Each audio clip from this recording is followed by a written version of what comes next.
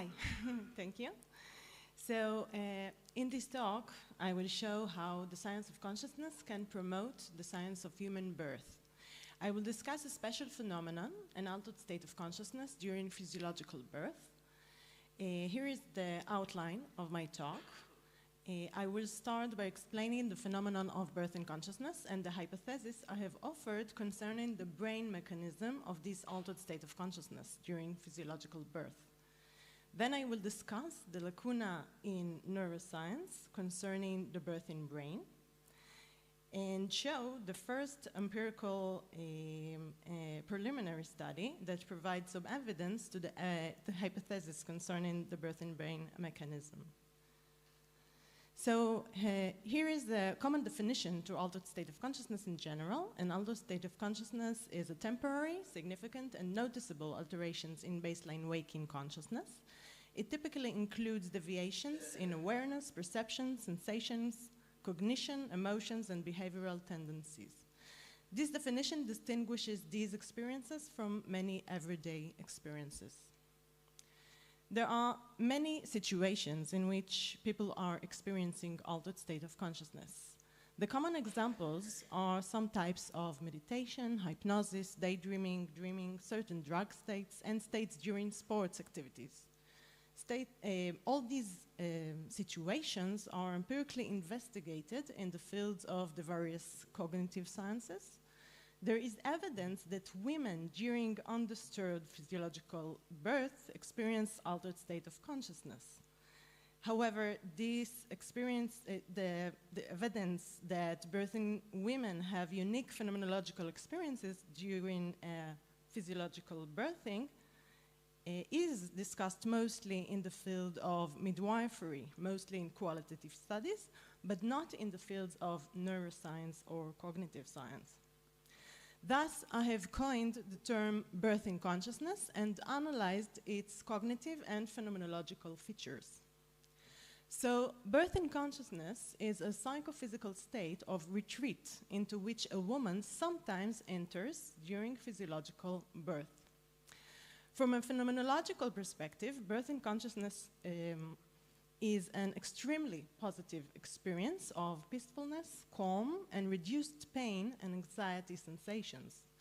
From a cognitive perspective, as labor intensifies, the birthing woman shifts into a less verbal state. She does not want to or cannot speak and communicate. The birthing woman often experiences a healthy dissociative state characterized by removal from surroundings to varying degrees, distorted sense of time, disorientation, shifted awareness, relinquishing of social constraints in various forms, and focused attention. In attempt to describe the unique experience of focused attention, women have used expressions such as being in the zone, on another planet, and in a faraway place. Some describe this as a transcendental birth experience. Women who experienced focused attention during their birth also experienced less effective pain. During natural and undisturbed birth, as labor intensifies, women modify their pain experience by focusing and by retreating to a private world. But, as I have noted, there is a lacuna in the field of neuroscience concerning the birthing brain. Surprisingly, studies have examined maternal brain functioning during and after pregnancy, but not during the birth process. Many studies of maternal brain neuroplasticity indicate vast neurofunctional and neuroanatomical changes during pregnancy and after birth, including massive readjustment of the macrostructure of the maternal brain. However, all these studies, when offering interpretations to these findings, do not mention the event of birth. Scholars understand these maternal brain modifications as adaptations that benefit the phases of pregnancy, such as protecting and development of the fetus, maternal behavior of caregiving, lactation, and even post-lactation. In other words, the findings concerning pregnant and post-pregnant women are analyzed in terms of pregnancy and motherhood, overlooking the crucial connecting event, the birth itself. Ignoring the event of birth reflects an underlying assumption that the brain is not preparing for the event of childbirth, only for what follows. Some may claim that this void in research is not a lacuna, for it is simply too difficult to examine. However, this claim can be easily disputed because studies have been conducted on birthing women during birth, but the focus was not the birthing woman. For example, an MRI study was performed recently to show how the fetal head molds during birth. And I emphasize, in the study you see in this slide, women were actually birthing inside an MRI test. But the study was about the fetus brain alterations during birth, not about the birthing women's brain. Well, I'm a philosopher, not a brain scientist, so in my theoretical research, I have tried to offer a hypothesis concerning the brain mechanism of birthing consciousness. So many altered states of consciousness are due to transient hypofrontality brain mechanism, which is the progressive downregulation of brain networks supporting the highest cognitive capacities. This downregulation allows for supporting more basic functions. Most of the cognitive and phenomenological characteristics that hypofrontality generates are experienced by women in varying degrees during physiological birth, such as time and space disorientation, shifted awareness, shifting into a less verbal state, reduction of pain, and feelings of floating. Here is my hypothesis concerning the birthing brain mechanism of birthing consciousness. Because many altered states of consciousness have transient hypofrontality brain mechanism, and because birthing consciousness has the same cognitive and phenomenological features, thus I assume that birthing consciousness shares the same hypofrontality brain mechanism as other altered states of consciousness. I will now discuss shortly why I argue that the empirical findings suggest evidence that birthing consciousness involves the transient hypofrontality brain mechanism. The first evidence is that there are opposing gray matter volume alterations in pregnancy versus after pregnancy. It was found that first-time mothers undergo a symmetrical pattern of extensive gray matter volume reductions throughout pregnancy, and using brain imaging data, studies measured morphological changes in the mother's brain during postpartum period. Mothers demonstrated increases in gray matter volume. These findings may indicate that during pregnancy and before birth, there is a reduction in gray matter volume, and after birth, there is an increase in gray matter volume. Further support for birthing consciousness as a case of transient hypofrontality is the evidence of altered prefrontal cortex function in pregnant women. These alterations were found during the processing of fear-relevant stimuli, chemosensory anxiety signals, and the processing of angry facial expressions. The relevant finding concerning birthing consciousness is the fact that prefrontal cortex activation to fearful faces was significantly higher during the second trimester than during the third trimester of pregnancy. Moreover, there is a decreasing and altering response to chemosensory anxiety signals, which was odor of anxiety sweat, over the course of pregnancy. For example, women early in pregnancy reported a higher number of odors perceiving during EEG recording than women in late pregnancy. Specifically, women in the first trimester still showed neuronal responses to anxiety sweat, but with an atypical spatial distribution indicating cortical dysregulation. Women in the third trimester of pregnancy did not show any detectable neuronal responses when presented with anxiety sweat.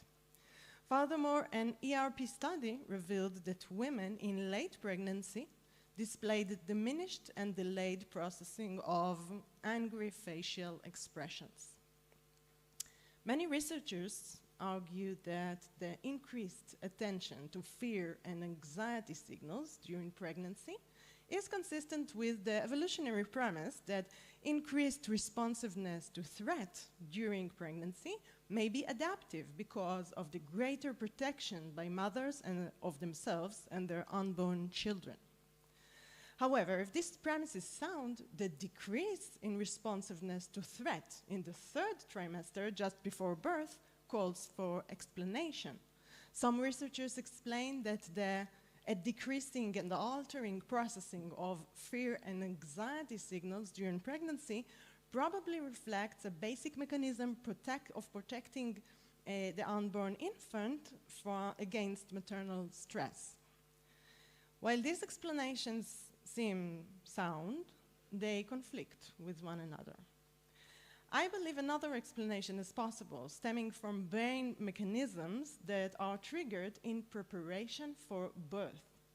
Changes in hormone levels can stimulate changes in prefrontal cortex functions, which in turn stimulate changes in cognitive processing. We know that during birth, stress, fear, and anxiety predict negative consequences, including maximum pain during labor and emergency cesarean sections. Hence, it is possible that the brain prepares for birthing during pregnancy by decreasing the processing of chemosensory anxiety signals, because these signals have the potential to disturb the physiological process of birth. And from an evolutionary point of view, successful natural birth was essential for reproduction throughout most of human history. But natural childbirth is an experience of extreme pain. The hypofrontality brain mechanism correlates with pain reduction, among other phenomenological and cognitive features that improve birthing. In other words, this brain mechanism increases the probability of physiological birth outcomes. Thus, birth in consciousness is an example of an adaptive, pain-induced, altered state of consciousness associated with transient hypofrontality. In other words, the birth episode was a crucial point of go, no-go in our evolutionary past. Without a successful birth, natural birth, motherhood would not be arriving. So it is highly probable that there are brain preparations for the birth process. Thus, I offer a complementary interpretation of the current data on women's brains before birth and after it. Some of the maternal brain alterations during pregnancy can be interpreted as preparations of the brain for the physiological birth process, while some of the maternal brain alterations after birth can be interpreted as brain recovery after the tremendous event of birth. This is because birth in women are not just bodies that happen to give birth, but complex agents. Together with the size and shapes of their pelvises, their birthing brains are also the products of evolution. At this point, I would like to share some relevant findings from a new empirical and preliminary study I have completed with my colleague. The study aimed to investigate the unexplored connection between the physiological mode of childbirth and altered state of consciousness during birth. The rationale of the study is based on the theoretical concept of birth in consciousness and on the following facts. So the transient hypofrontality brain mechanism is the underlying mechanism of many altered states of consciousness, including some flow states. The phenomenological features of birth in consciousness are like those of the flow state during intensive physical activities. Some describe the flow state as the melting together of action and consciousness. I think that the following statement about flow in general is describing well also the event of natural childbirth. Of course, the extreme pain during the experience of birth must be acknowledged. The flow state has been suggested to be the essential psychological state of many peak performances, and descriptions of the subjective experience of athletes during sports activities support this hypothesis. So I do not suggest that running a marathon is entirely equivalent to experience a physiological childbirth. But there is no doubt that these experiences have some things in common, especially in their conflicted nature. Both combine hard effort and endorphins, which means the combination of pain and pleasure. Because active natural childbirth is a demanding and intensive physiological event that necessitates inner powers and strength to cope with the pain of labor, all the accepted core components of the mental state of flow during intense activity apply to childbirth. The flow state scale is a 36-item self-report questionnaire that assesses the experience of flow awareness in sports and other physical activity settings. Here are all the 9 dimensions of flow. We have challenge skill balance, which means it was challenging but also seemed automatic. Action awareness merging. For example, things happened automatically. Clear goals, unambiguous feedback. For example, receiving feedback from my movements that I was on the right pace.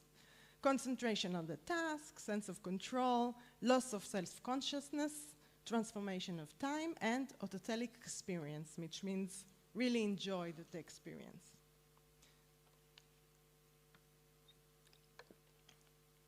Our hypothesis was that there would be significant differences in flow states during different modes of delivery. When there are 5 modes of delivery, as you can see, we assumed that natural childbirth would be associated with high flow levels compared to other modes of delivery, such as vaginal birth with interventions and unplanned cesarean surgery. The participants on this study were 766 Israeli women who had experienced childbirth. The findings confirmed our hypothesis. We revealed significant differences between mode of delivery groups on all flow state dimensions. Women who had natural childbirth experienced the highest flow state, and I note that by natural childbirth, we only mean physiological childbirth with no epidural and no instrumental help in the second stage. Of course, this preliminary study is only the first step. Future empirical research would continue to investigate the hypothesis concerning the brain mechanism of different modes of delivery to better understand how to help birthing women to have a positive birthing experience with better physiological and psychological recovery. But you can ask, why does it matter? Many think that today, women in the Western world should use all the medical technology available during birth, including pharmacologic pain relief. After all, we have the privilege of not giving birth in a dangerous prehistoric environment. People used to claim against natural childbirth that it is like having a dental treatment without anesthesia, which is to say that physiological childbirth in the modern world doesn't make sense anymore. Well, the comparison between birthing and other medical situations, such as headache or dental treatment, is wrong. And fixing the lacuna in research of the birthing brain can lead to significant economic and health benefits. The cost of medicalization of the birth process in the industrial world is high. There are serious physiological and mental health costs to women in postpartum resulting from highly medicalized deliveries and unplanned cesarean surgeries.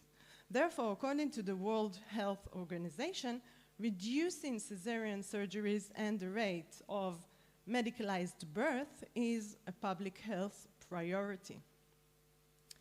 But so far, there has been no real success in decreasing the rates of medicalized birth.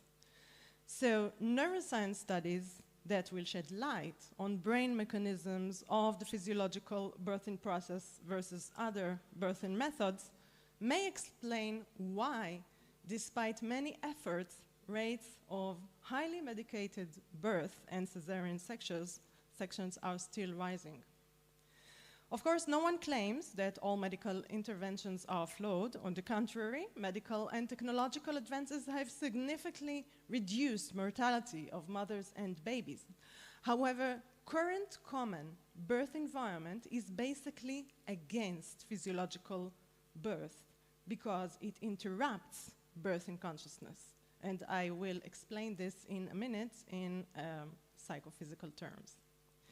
And it is important to state, instrumental vaginal birth and emergency cesarean are associated with post-birth mental illnesses and slower physiological recovery.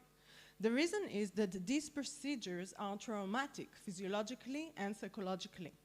Today, worldwide, many women experience postpartum mental illnesses, and the numbers are constantly rising. And indeed, birthing experiences are polarized. For example, the mental state after a positive physiological birth resembles those experiences during intentional pain activities, such as running a marathon. However, negative birth experiences are linked to poor mental health in postpartum. I claim that understanding human childbirth in psychophysical terms can make a difference. Here is an outline of the physiological birth process in psychophysical terms. The aspects supporting the transient hypofrontality brain mechanism are low lights, freedom to choose an activity and body position, soft voices, and familiar and friendly accompany. The mental aspects are associated with calmness, withdrawing within as labor intensifies, less effective pain, less fear, and less anxiety. Alongside the acute pain, the birthing woman experiences exhilaration rather than suffering. And of course, we have birth hormones. The probable outcomes of this situation is that the birth functions optimally, a shorter and easier birth with better health outcomes. Women following an undisturbed physiological birth experience natural euphoria levels. When this state is triggered and continues uninterrupted, the probability of physiological birthing process increases. Adversely, interruptions to the state of birth and consciousness slow down or even stop the birth from progressing. Here are typical interruptions to birth and consciousness. Aspects interrupt the transient hypofrontality brain mechanism are environmental factors that are known to activate neocortex activity, including bright lights, loud voices, and even the feeling of being observed. All are typical in hospitals. The psychological interference stems from stress, nervousness, and anxiety, all of which raise the risk of dysfunctional labor.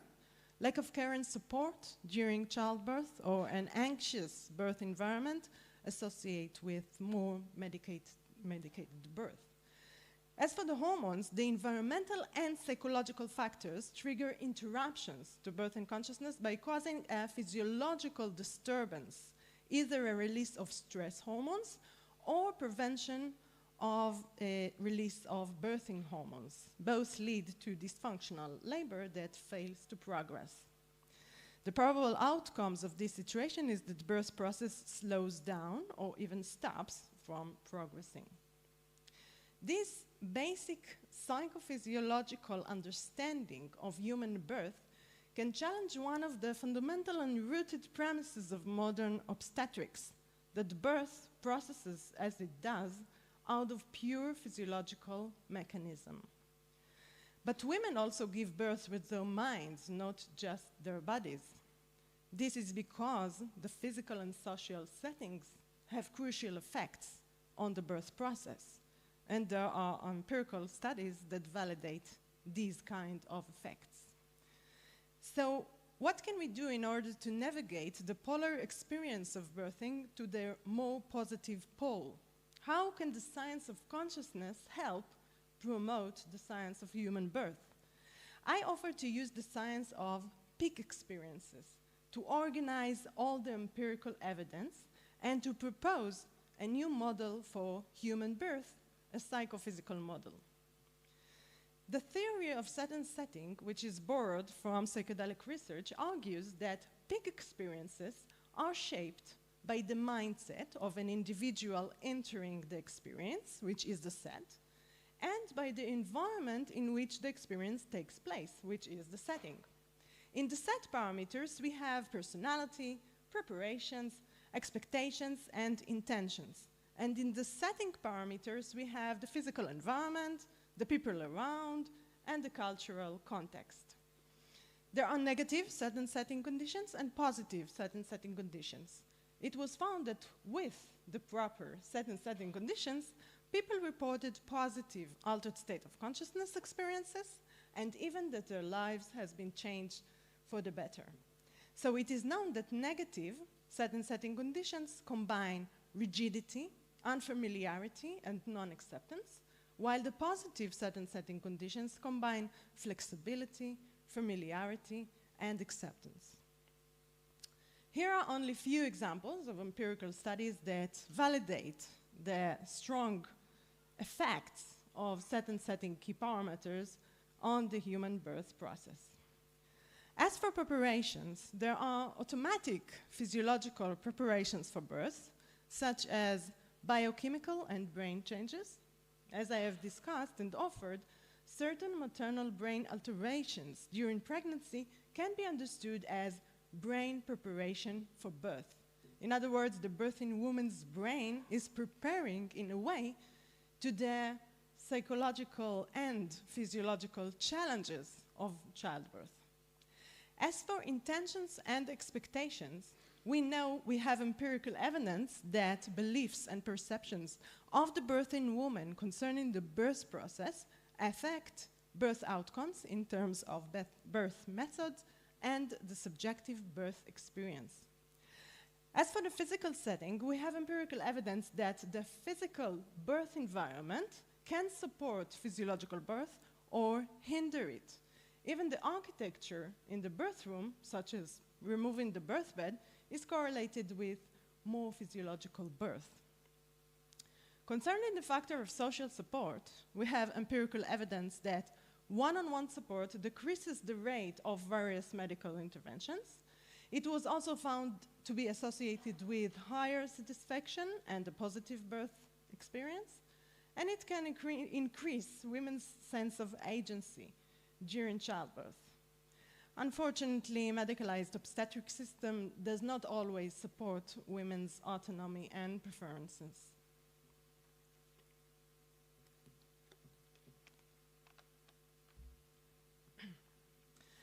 As for the factor of freedom and choice, the autonomy to move at will is an essential factor of the sense of agency.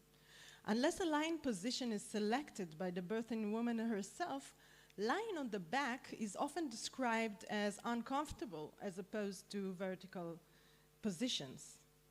Still, even birthing women without epidurals are sometimes forced to give birth while lying on their backs. As for the cultural setting, common descriptions of childbirth in popular media, such as films and reality birth programs, preserve a more medical approach to childbirth. Birthing women's bodies are presented in media as incapable of physiological birth, thus requiring technological and medical interventions. In contrast, more physiological births are generally absent from this media. So what I suggest is a conceptual shift. Instead of trying to control birth by hyper-medicalization of it, we can design the birth set and setting so that it would have the optimal conditions for optimal birth experiences. This figure shows the set and setting theory concerning the birth arena. Of course, there are objective features one cannot control, such as personality and objective medical condition. But this is not a reason to be fatalistic about childbirth process or to add extra routine medical interventions. There is a lot to be done to safely navigate the childbirth experience physiologically and psychologically. Thus, concerning altered state of consciousness during birth, the science of consciousness directs us to give more attention as to how non-physiological factors shape altered state of consciousness and their effects on the mind and body. During childbirth, the woman responds immediately to the set and setting key parameters.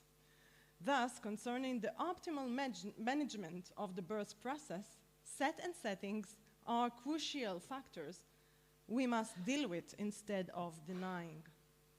Here is the hypothesis I offer concerning a unified model of physiological human birth, which is a psychophysical event. This complex dynamic shows the ability of many factors to enhance the positive state of consciousness or suppress it. The result is an extreme experience, a positive and life-changing experience compared to a negative and even a traumatic one. Thus, I have no doubt that the science of consciousness can promote the science of birth. Thank you.